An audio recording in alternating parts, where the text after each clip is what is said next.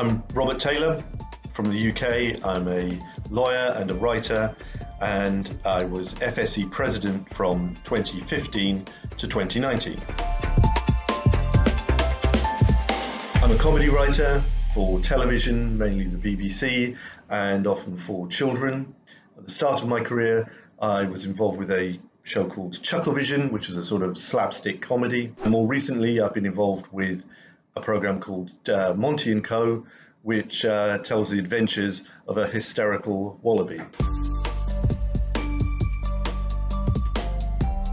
One, it would seem that 16 million people in the UK couldn't find an answer to. All the time I was in FSE, the one thing that kept hammering through in meetings was the diversity of the different systems that people were working under in different countries, but how time and time again the problems were the same things were happening over and over again.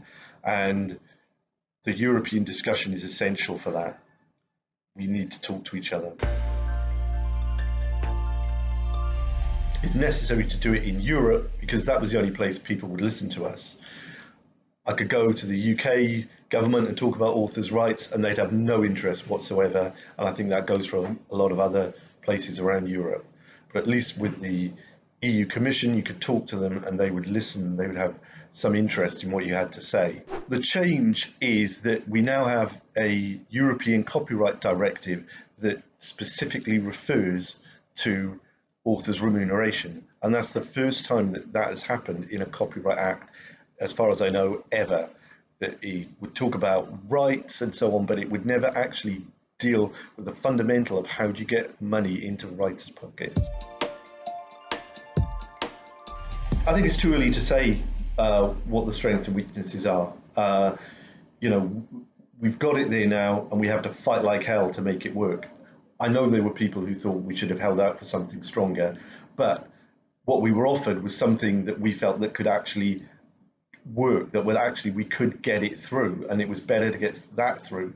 God knows it was difficult enough. There was enough opposition to what was there, and so everyone now just has to really fight like hell to make it work. One thing would be, I would say, is that it would be good to try and solve some of these competition law issues that have really bedeviled so many writers' unions in the time that I was involved in FSE and really prevented them from operating.